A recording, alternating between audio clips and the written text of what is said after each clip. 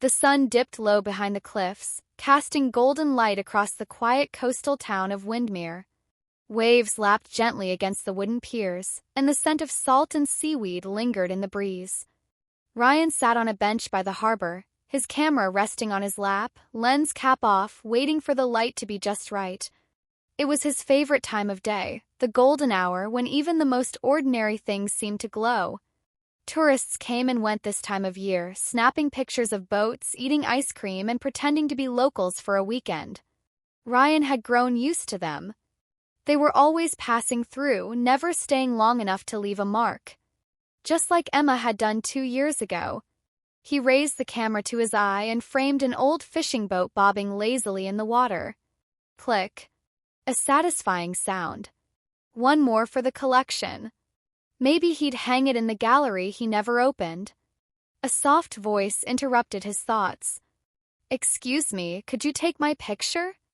Ryan turned. She stood a few feet away, silhouetted by the light. Shoulder-length dark hair blew across her face, and a camera hung from a leather strap around her neck.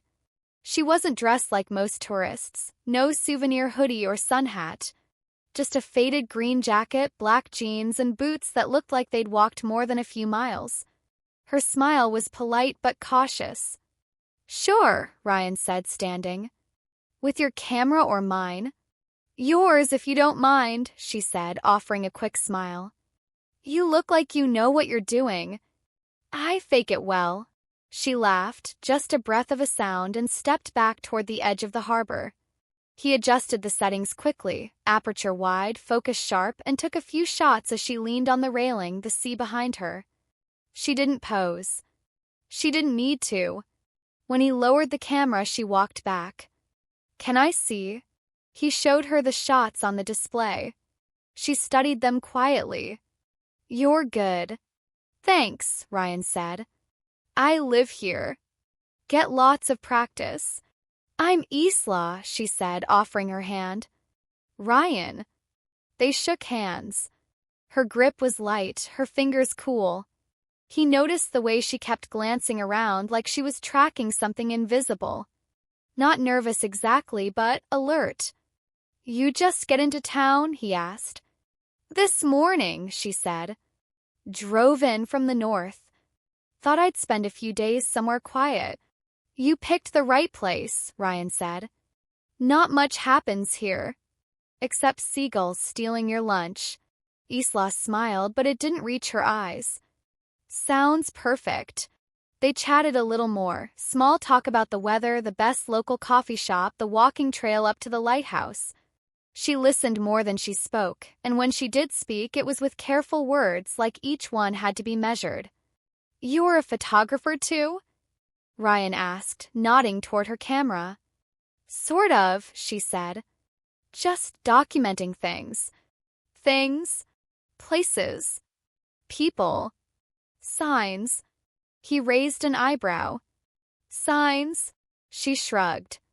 "They tell stories. Even the ones no one notices." He chuckled. "You might be the first person to come to Windermere and take pictures of road signs." "Then I guess I'm doing something right." A silence settled between them. Not uncomfortable. Just quiet. She looked past him, toward the hills where the sun was dipping lower. Her face softened in the fading light. "You hungry?" Ryan asked, surprising himself. He didn't usually offer dinner to strangers. Isla glanced at him. "Depends. Are you offering to cook?" "I make a mean grilled cheese." She smiled. "Tempting. But I should probably find my motel before it gets dark." "There's only one," Ryan said. 3 blocks from here. The sign's missing any?" She gave him a look. "You weren't kidding about the signs." "Told you." She hesitated, then pulled out her phone and typed something. "Thanks for the photos, Ryan." "Any time."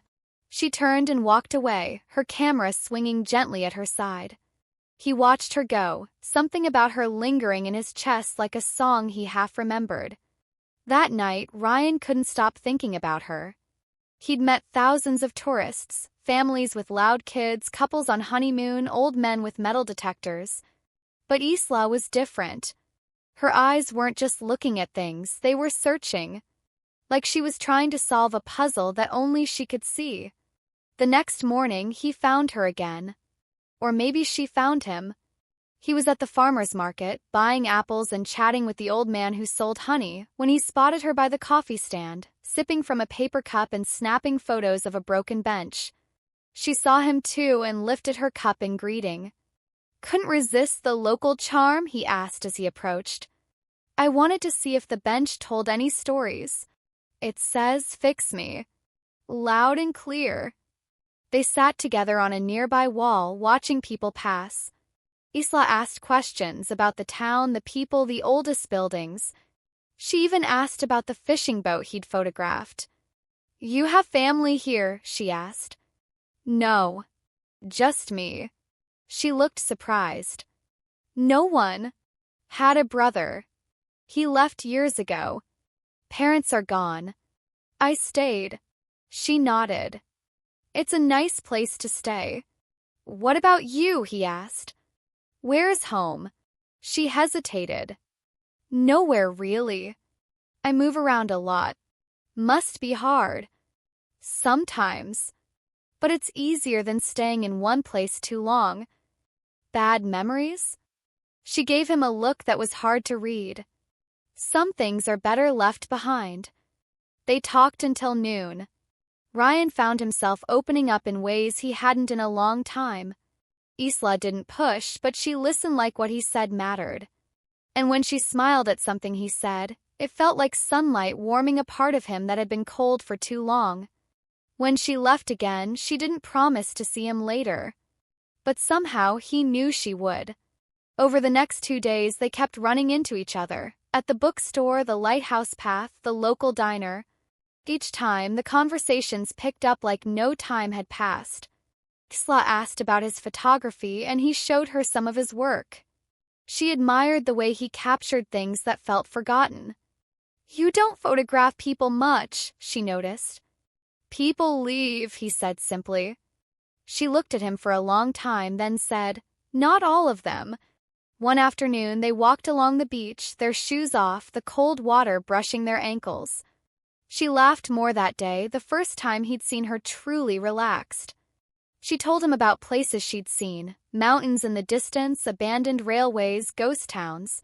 She never mentioned family. Never mentioned friends. Ryan didn't press. That night, she let him take her photo again. This time by the dunes, the wind in her hair, her eyes looking directly into the lens. When he checked the image, something in his chest tightened. It wasn't just a photo. It was a moment he didn't want to lose. He walked her back to the motel. The missing E flickered in the neon light. "Thanks for today," she said at the door. "Come by the studio tomorrow," he said. "If you want. I can print the photo for you." She looked at him for a long moment. "I'd like that." He turned to leave. "Ryan," she said. He stopped. "Do you ever wish you could forget everything and start over?" He turned halfway, unsure what to say. "Sometimes," he said. "But I think we carry the important stuff with us, no matter what." She nodded, as if that answer mattered more than he knew. That night, Ryan slept light, dreams shifting between lighthouses and quiet streets. In the morning, he brewed coffee, dusted the studio, and waited. Noon passed. No Isla. By evening, he walked by the motel. The room was empty. No lights.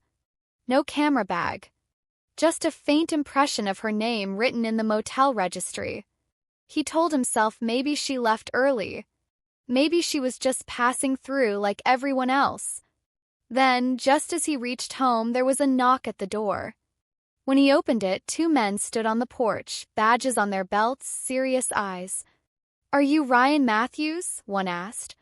Ryan nodded slowly. "We're looking for someone." She might have used the name Isla. "We think you've met her." The other officer held up a photo. Ryan's heart dropped. It was her. But the name under the photo wasn't Isla.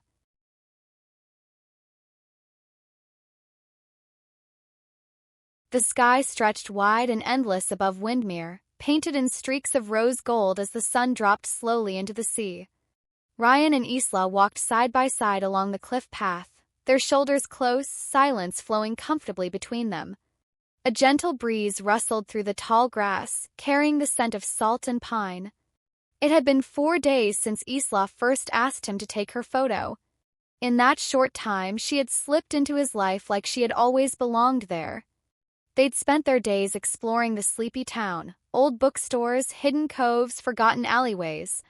Isla had a way of noticing things most people didn't. She'd stop to study cracks in a wall or the faded logo on a long-closed shop. Her camera never left her side. Ryan had asked once why she took photos of such ordinary things. She had just smiled and said, "Because sometimes the ordinary hides the truth." He hadn't pushed.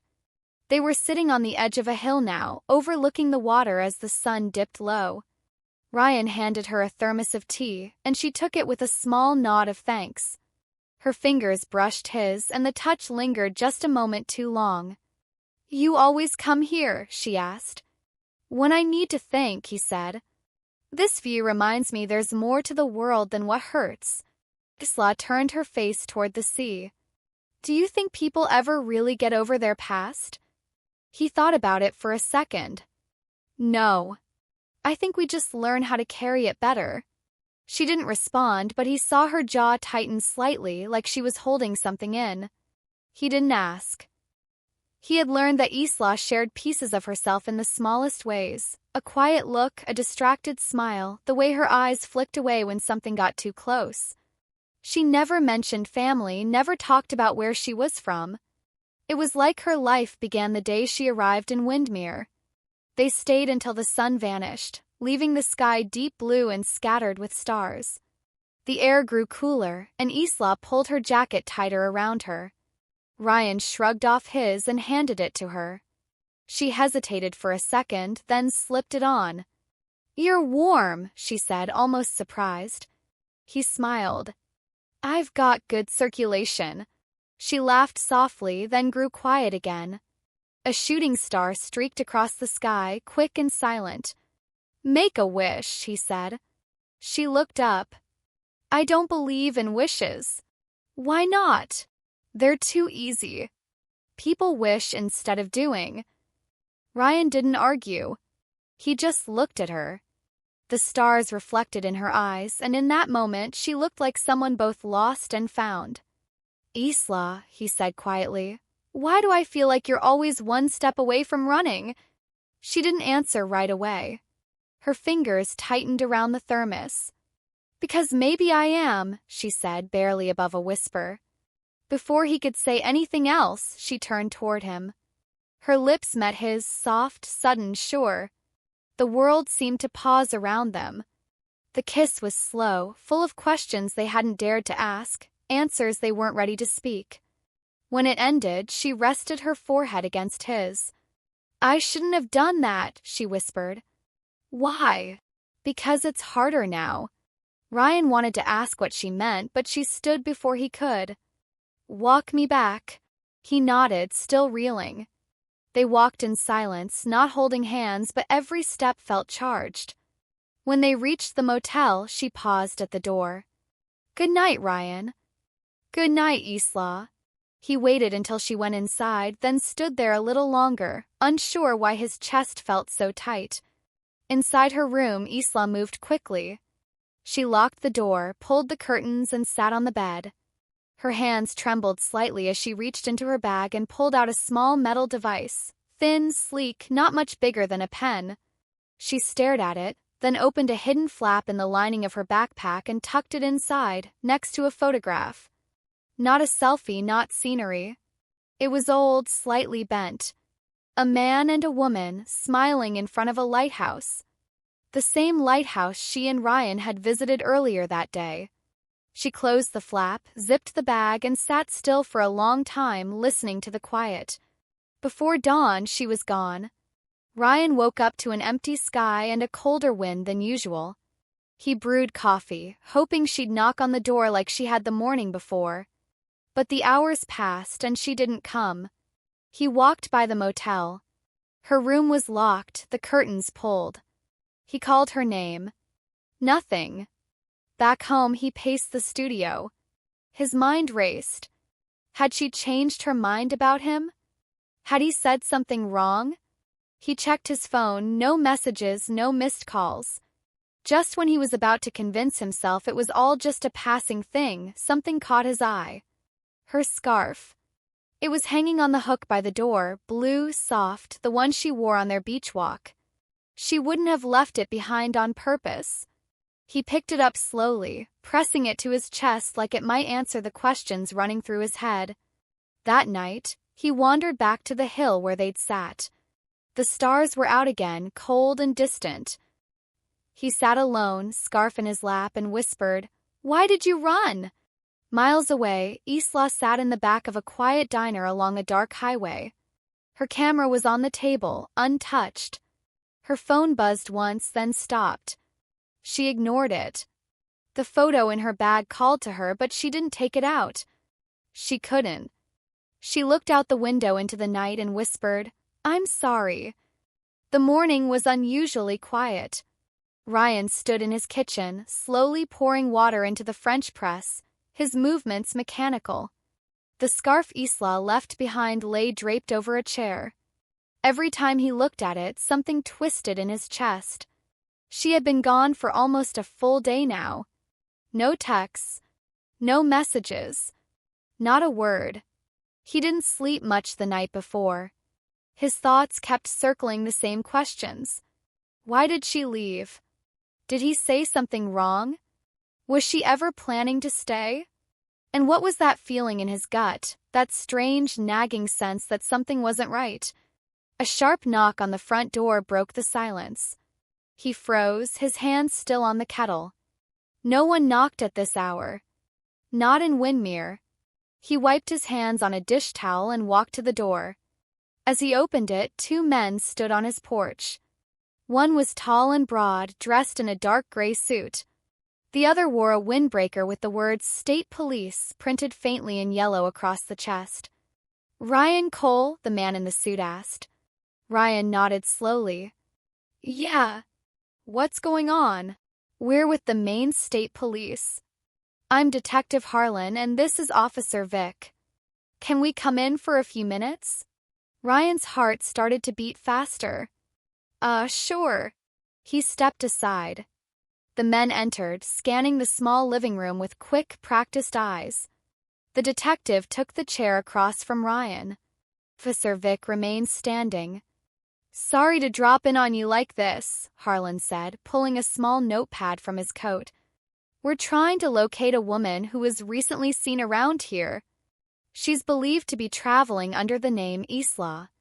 Ryan's chest tightened. "Isla? She's around 28, brown hair, about 5'6". She's been staying at the Harborview Motel. You know her?" Ryan hesitated. "Yeah. We've talked a few times." The detective looked at him carefully. "Talked or more than that?" Ryan swallowed. "We've spent some time together the last few days." Harlan nodded. "When did you last see her?" "Yesterday evening. We watched the sunset. She went back to her motel after. I haven't seen her since." The detective exchanged a quick look with the officer. Then he pulled out a photo from a folder and handed it to Ryan. It was her. Clear as day. Same smile, same eyes, but not the same name. Across the bottom of the image, a label was printed, "Rebecca Lane, Confidential." Ryan's world tilted for a second. "That's Isla," he said quietly, still staring at the photo. Harlan leaned forward. "Her real name is Rebecca Lane. She's not who she said she was." Ryan shook his head slowly. "Is she in trouble?" The detective didn't answer immediately. "We're not at liberty to share that. But if she contacts you, or if you remember anything unusual she might have said or done, we need you to let us know." Immediately. Officer Vic stepped closer. Even if it seems small, it could help. Ryan sat there, trying to make sense of it. She didn't say much about herself. I thought she was private. Did you ever see her with anything unusual? Harlan asked. Documents, electronics, anything she might have hidden or been protective of? Ryan's mind flicked back to that night on the hill. She had something in her bag, something she slipped in quickly like she didn't want him to see. But what it was, he didn't know. No, he said finally. Nothing I noticed. The detective watched him for another moment, then stood. If you remember something, call this number. He handed Ryan a card. And Ryan, be careful. People who go by false names usually have a reason. They left as quickly as they came. Ryan closed the door slowly and leaned his head against it. The photo still trembled in his fingers. Rebecca. The name felt wrong in his mouth. Like it didn't belong to her. He sat down at the table and stared at the business card. Everything about the last few days played through his mind again. Her questions, her photos, the way she avoided talking about the past. It hadn't felt like lying. It had felt like pain. Like she was hiding from something that hurt. But now he wasn't sure. He picked up her scarf again. Soft, light, smelling faintly of lavender. He pressed it to his face and closed his eyes. Who are you? He wanted to believe she was still the woman who watched the stars with him, who laughed when he teased her, who kissed him like she meant it. But how could he trust that now? She hadn't even told him her real name. He tried to eat something but couldn't. His appetite was gone. Instead, he grabbed his keys and drove to the Harborview Motel. Clerk at the front desk looked up lazily from his newspaper. Hey, Ryan said, forcing calm into his voice. Is Isla, Rebecca, still checked in?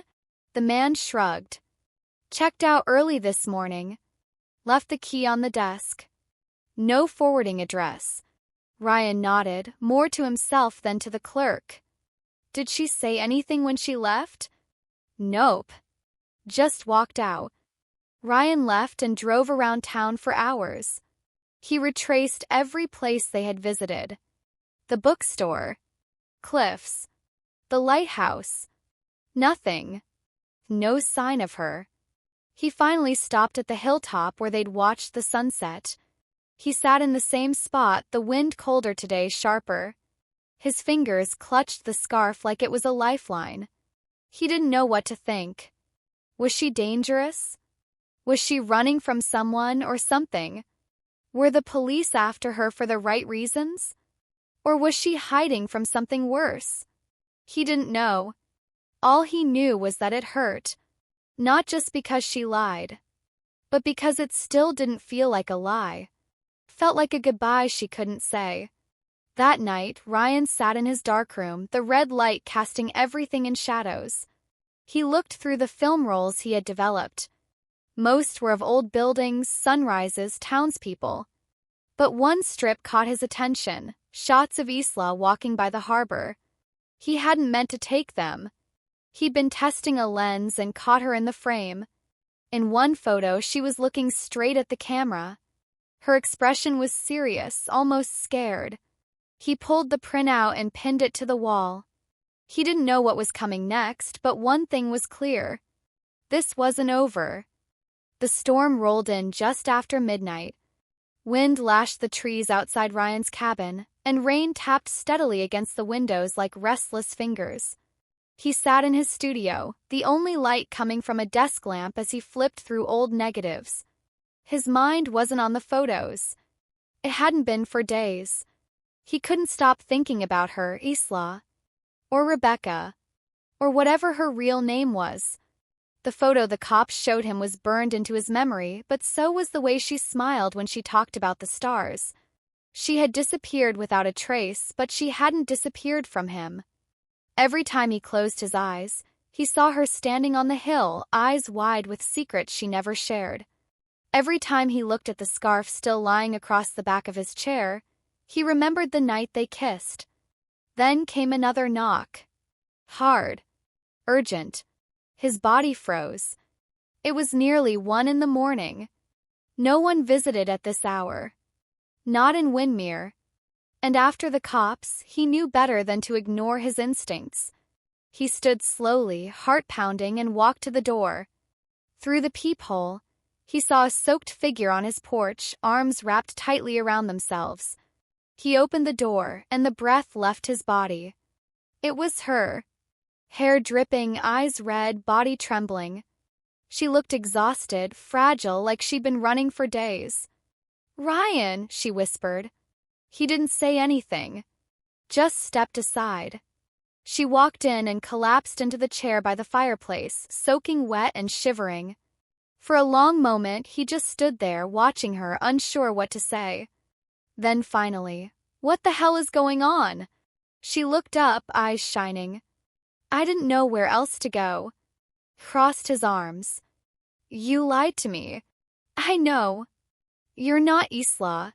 "No," she said softly. "My name is Rebecca Lane." He sat down across from her, trying to keep the anger out of his voice. "So who are you really? What do you want from me?"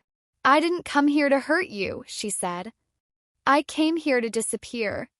"And you thought pretending to fall in love would make that easier?" She flinched like he'd slapped her. "That was real. Whatever else you believe, please believe that." He looked away, jaw tight. "Then tell me the truth. All of it." She took a shaky breath. "I work for a private intelligence group." Or, I did. I was undercover in a corporate security project. Nothing illegal at first. Just monitoring. But I found something. A system they were using to track civilians through infrastructure, traffic cams, facial recognition, hacked phones. It wasn't just illegal. It was dangerous. People were disappearing. He stared at her, stunned. "When I tried to report it," she went on, "I found out the people behind it were everywhere. Not just in the company. Law enforcement. Judges. Maybe higher. They silenced 2 of my contacts. I barely got away. I took what I could, documents, files, footage. I've been hiding ever since." He shook his head slowly. "That's why you kept photographing old signs, buildings? You were tracing locations?" "Yes. Safe houses. Dead drops. I wasn't sightseeing, Ryan. I was leaving clues, trying to reconnect with my handler." He ran a hand through his hair. "The cops came. They showed me your picture. They warned me you were dangerous." Her voice cracked. "I know how it sounds. But you can't trust them. Some of them work for the people I'm running from. That's why I had to disappear. That's why I couldn't stay with you. I thought maybe they wouldn't look here. I was wrong." He stared at her for a long time. "You should have told me. I wanted to. Every day. But the second I did, I thought I'd lose you. You lost me anyway." Tears spilled down her cheeks. He stood, walked away from her, pacing near the window. "I don't know what to believe anymore." "I'm not asking you to believe me," she said. "I'm asking you to help me. Just until I figure out my next move. Just don't turn me in." He looked at her. Wet, afraid, completely exposed. She wasn't the confident, mysterious tourist anymore. She was real. Vulnerable. Human. And he still loved her. Even if he didn't want to. "You said you have evidence," he said finally. She nodded. "It's hidden. But if I access it, they'll know where I am.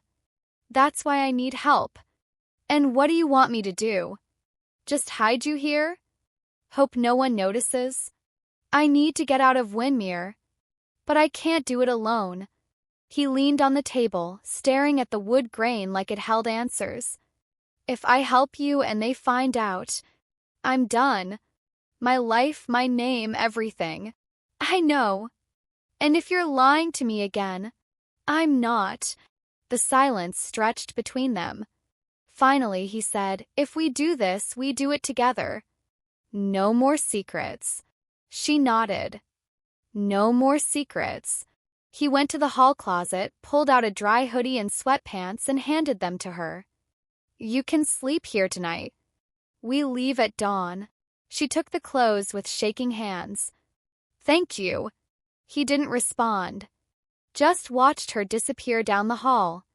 The door clicked shut softly behind her. He sat back down, heart racing. He didn't know if he was making the biggest mistake of his life or the bravest choice he'd ever made. When dawn broke, Ryan's truck was packed. Maps, burner phones, cash he never thought he'd need again. Isla, Rebecca, stood beside him, dressed in black, hair tied back, face calm but eyes stormy. Where are we going? She asked. A place no one would think to look, he said. They got into the truck.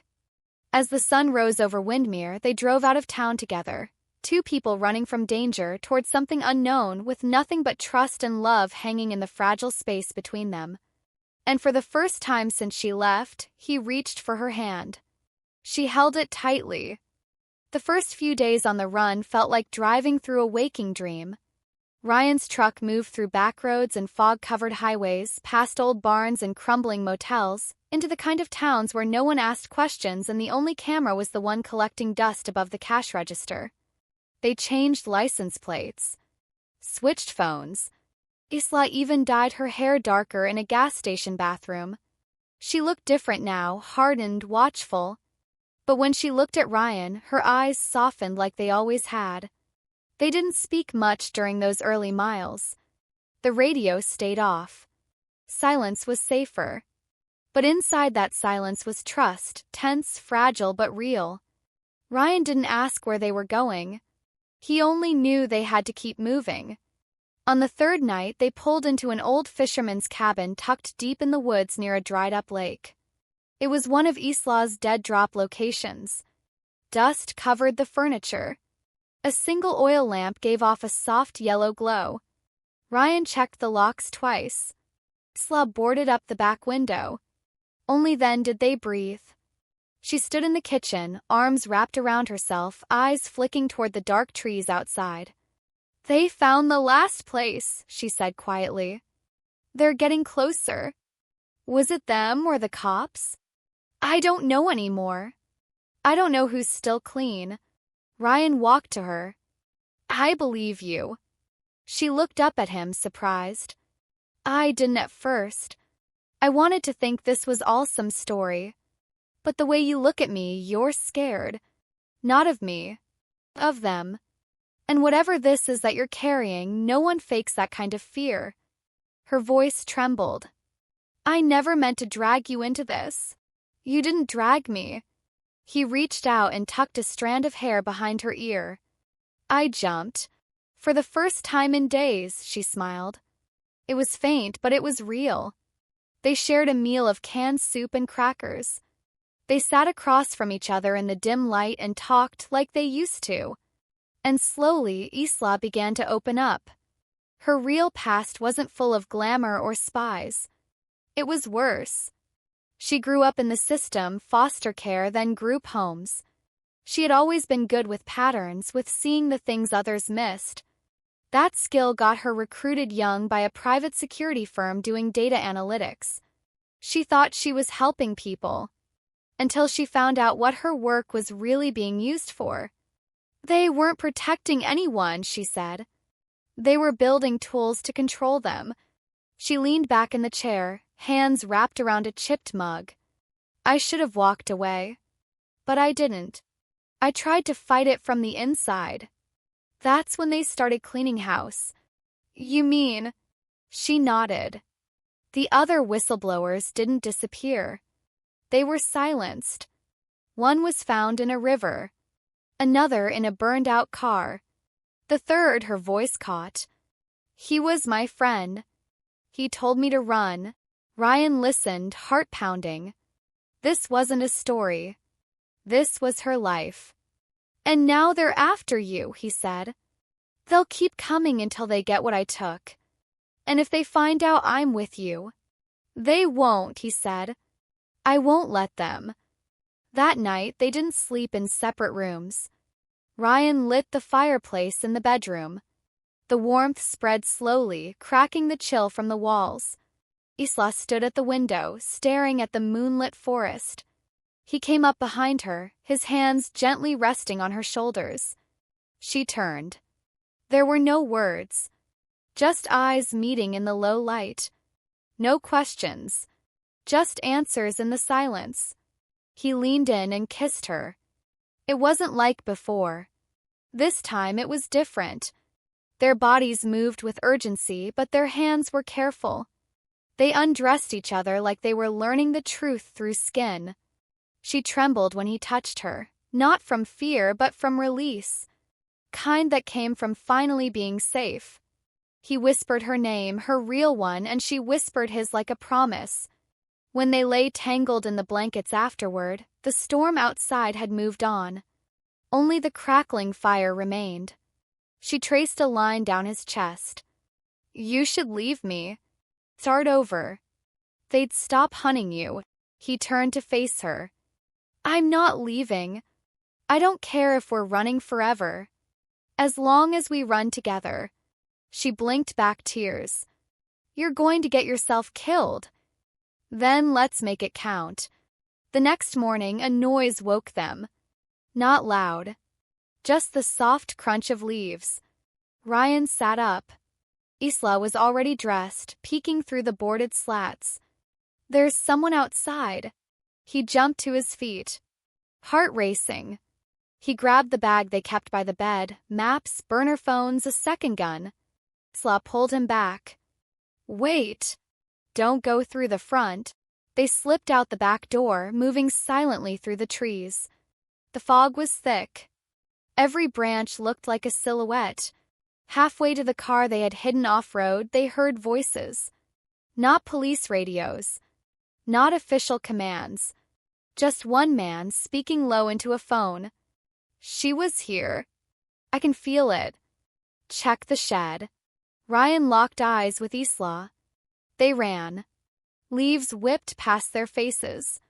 A branch scraped Ryan's arm. Pain was sharp, real, but he didn't stop. Behind them, a shout. They're running! They reached the car. Isla jumped into the passenger seat as Ryan turned the key. The engine roared. Tires skidded on the dirt as they tore away. Bullets cracked through the trees. Ryan didn't look back. For miles they didn't speak. Just breathed. Hard and heavy. Finally, Isla said, they found us. That means they cracked one of my drops. We can't stay in Maine, Ryan said. We need to go farther. She looked at him. There's someone in Canada. A journalist. He's off-grid. If I can reach him, I can release everything. Ryan nodded. Then that's where we're going. She took his hand again. And even though the world behind them was on fire, the way she looked at him felt like hope. They had no map. No plan. Just love and the will to survive it. And somewhere ahead, a final chance to set everything right. The sky was bleeding red and gold as the sun sank behind the trees. They had stopped at a half-abandoned motel near the border, the kind where the clerk didn't even look up when Ryan handed him cash. Isla had been quiet since the last escape, barely touching her food, always watching the door. That night, she didn't climb into bed with him. Ryan found her sitting on the edge of the bathtub, holding the small drive she always kept in a pocket sewn into her jacket. They'll keep chasing us, she said. Even after the leak. Even if I release everything. He knelt beside her. We'll make it. We're close now. She looked up. Her eyes were glassy, distant. Ryan, I can't run anymore. I'm tired. And I'm not going to let them kill you for being near me. I'm not going anywhere. You don't have a choice. When he woke the next morning, the bed was empty. So was the room. No note. Just her scarf left behind, neatly folded on the pillow like the last goodbye she didn't have the heart to say. Ryan's stomach dropped. He knew what she had done. She had turned herself in. His fists clenched. He punched the wall once, hard enough to make his knuckles bleed, but he didn't let himself fall apart. Not now. If she thought this would protect him, she didn't know him as well as she thought. He was going after her. It didn't take long to find out where she'd gone. Her face had hit the news again, this time labeled as a high-value federal detainee in protective custody and potential link to cybercrimes. They weren't calling her a terrorist anymore. They were trying to erase her before the truth came out. Ryan drove straight into the fire. He needed help. And there was only one person Isla had ever said she trusted. Miles Trent, an ex-journalist who had vanished after nearly exposing the same people Isla was running from. Rumors said he lived off-grid, deep in the mountains where no one could touch him. Ryan found him in a broken-down cabin covered in vines, surrounded by satellite dishes and paranoia. "I'm here because of Isla Lane," Ryan said, standing at the door. Trent didn't open it. "She's dead." "No, she's not. But she will be if I don't do something." The door opened. Trent was tall, scruffy, with eyes like knives. "Talk." Ryan told him everything. The escape, the chase, the love, the night she left. And the evidence, still hidden on Isla's encrypted drive. It held recordings, signed documents, and footage from inside the secret meetings. Enough to burn entire networks down. "She gave herself up for me," Ryan said. "Now I need to get her back." Trent lit a cigarette with shaking hands. "They'll bury her. They'll never let her talk. If you want to save her, you'll have to do the impossible." "Then tell me how." Took 2 days to plan. They mapped the transport route. Isla wasn't in a prison, she was being moved between black sites. No access to lawyers. No records. No chance of survival. Trent hacked into an old internal system, pulling details of the convoy schedule. "She'll be in a truck disguised as a private contractor," he said. "Bulletproof. 2 escorts. No license plates." Ryan looked at the map. "Where's the weak point?" "A tunnel near Lancaster. 1 way in, 1 way out. But it's tight. If you want to stop it, you'll have to do it quick and quiet." Ryan stared at the red dot on the screen. "Then that's where I'll take her back." He didn't sleep the night before. Just stared at Isla's scarf, wrapped tight around his wrists like armor. The morning came gray and cold.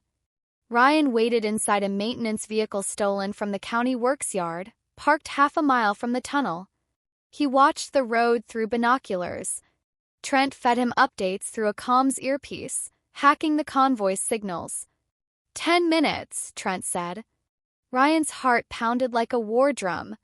The first black SUV rolled in, followed by the unmarked truck and a second SUV behind it. Ryan drove forward fast and sharp, slamming the county truck sideways into the tunnel entrance. The SUVs screeched to a stop. Horns blared. The lead security team jumped out. Ryan, already masked, tossed a flash charge and ducked. White light exploded. Shouts followed. In the chaos, he leapt onto the convoy truck, cracked the side lock with a crowbar and yanked the door open.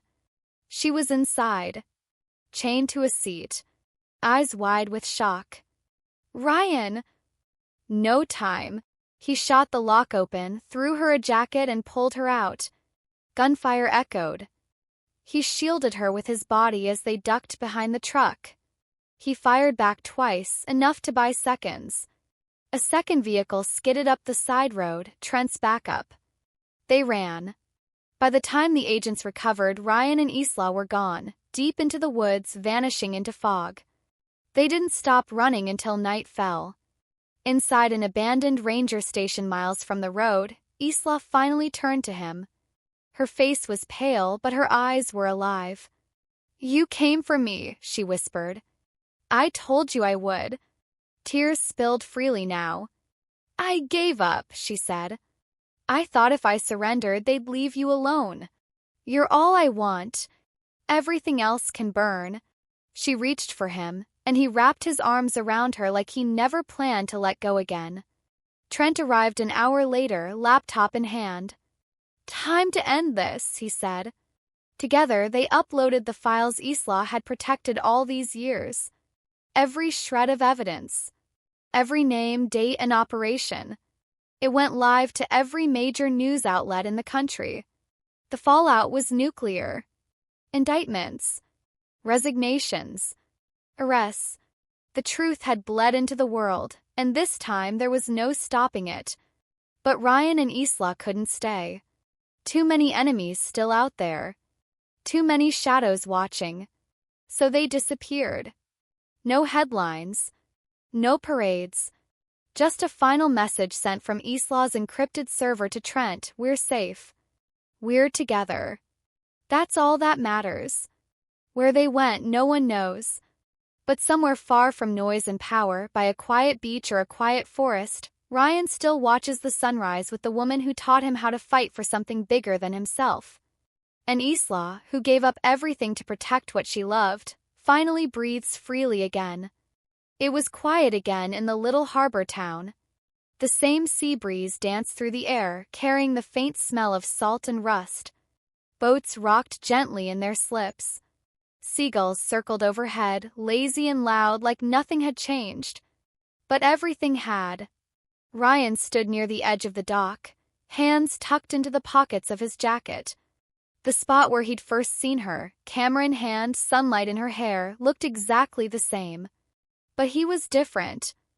He wasn't the same man who had taken her picture or kissed her under the stars. That man had loved a stranger. This one had risked his life for her. He stared out at the sea, hoping the wind might carry away the ache that still lived in his chest. It had been 7 months since the leak. The world had changed overnight. Names, powerful ones, had filled headlines. Government officials, private contractors, corporate heads, all exposed by a single upload. Trent had made sure it couldn't be silenced. Isla's name had been cleared. Mostly. The public didn't know her full story. They weren't told about the whistleblower who risked everything or the man who helped her vanish. The government painted it all as a joint operation. Wrapped it up neat. But Ryan knew the truth. And the price she'd paid. She disappeared the same night the files went live. A message came from Trent 2 days later. "She's safe. It's over. No return address. No forwarding number. No more details. Just gone." Ryan had gone back to his old life, if you could call it that. He picked up his camera again. Took pictures of tourists, storms, shadows. But nothing felt right without her. He told himself she was alive. That maybe she had a new name, a new place. Maybe she smiled at strangers in another town or found peace in a mountain cabin. He just wished he could have said goodbye. The wind picked up. Ryan pulled his jacket tighter. The waves sparkled in the afternoon sun. Somewhere behind him, a bus engine coughed and hissed to a stop. He didn't look. He couldn't. Not until he heard it. A voice behind him. Soft. Familiar. A little different, but unmistakable. "Thought you'd seen the last tourist, huh?" Ryan froze. He turned. And there she was. Her hair was shorter now, darker. She wore sunglasses and a soft blue coat. But her smile, that smile, was exactly as he remembered. A little unsure. A little shy. But full of something he hadn't seen in months. Hope. His voice caught in his throat. "Isla." She stepped closer. "Not anymore." He blinked. "What?" "My name's Emma now. Officially. New ID. New everything. Witness protection, kind of, but they let me choose where to go. I could have gone anywhere. And I came here." Ryan stared, as if afraid she might vanish again. "Why?" She smiled softly. "Because this is where you are." He stepped toward her. "I thought I'd never see you again." "I thought that too," she whispered. I wasn't sure if I should come. I didn't know if you'd moved on. Or hated me. I couldn't hate you if I tried. His voice cracked. Her hands trembled as she reached for his. I missed you. Every day. I kept replaying it, us. All of it. And when it was finally safe, when they gave me a clean slate, I realized I didn't want a new life. I wanted my real one back. With you in it. He took her hand in both of his. I waited, he said. I didn't know if it made sense. But I couldn't stop loving you. Tears welled up in her eyes, but she didn't blink them away. I came back for you, Ryan. I came home. He pulled her into a hug and the world fell quiet. For the first time in months, everything felt still. They walked along the harbor after that, like they had once before. Tourists passed by, unaware of who they were, of what they had survived. Ryan pointed to the exact spot where she'd asked for her photo. You stood right there. I know, she smiled. I still have the picture. Saved under a fake name, but I look at it sometimes. That was the moment everything started. And now, she took a deep breath. Now, I think we can start again. They sat on a bench near the water. Town buzzed quietly around them. Kids laughed. Boats came in. Felt normal. And after all the chaos, normal felt like the greatest gift in the world. Ryan turned to her. So, Emma. She laughed. Yeah, that'll take getting used to. I like it. Me too. She leaned her head on his shoulder. But I still answer to Isla. For you. He wrapped an arm around her. Whatever name you use, you're still you. And I'm still in love with you. She smiled. That's good. Because I'm still in love with you too. They watched the sun begin to set. The light spilled across the harbor, golden and warm. It lit up the water, the town, their faces. And as it dipped below the edge of the sea, Ryan knew this wasn't an ending. This was something new. Something real. Something worth everything they had fought for. And beside him, Isla Emma wasn't running anymore. She was home.